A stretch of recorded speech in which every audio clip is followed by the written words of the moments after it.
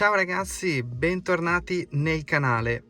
Oggi abbiamo qui una classe A 168 ed andiamo a vedere come andare ad eseguire il reset del service. Prima io vi ricordo, se ancora non l'avete fatto, di andare ad iscrivervi al canale, attivare la campanella così rimanete aggiornati con tutte le novità del canale, e se questo video ti è piaciuto e ti è servito, lascia anche un bel like. Iniziamo subito l'operazione. Prima di partire con l'azzeramento ve lo spiego in maniera un po' più lenta, siccome è veramente molto semplice, ma bisogna farlo in maniera veloce. La prima cosa che dobbiamo fare quindi è quella di andare a girare il quadro.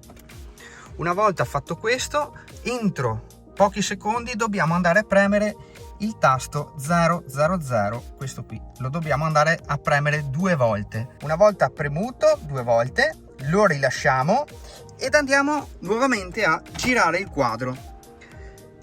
Ora teniamo premuto fisso il pulsante sempre 000.0 mentre andiamo a girare il quadro, e da qui poi sul quadro strumenti dovremo attendere all'incirca un 10 secondi e viene effettuato poi ovviamente il nostro reset.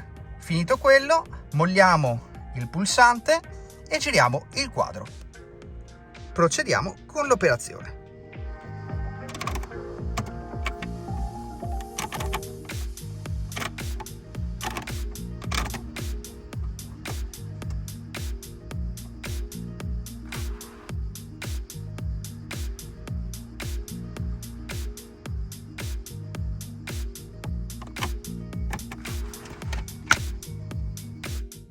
Come avete visto, operazione velocissima, facile. Spero che questo piccolo video vi sia stato d'aiuto. Detto questo, io vi ricordo, se ancora non l'avete fatto, attivare la campanella e lasciare anche un bel like se questo video vi è piaciuto. Andate ad iscrivervi al canale, così potete avere accesso anche a ulteriori nuovi video. Per questo video è tutto, noi ci vediamo a un altro nuovo video. Ciao!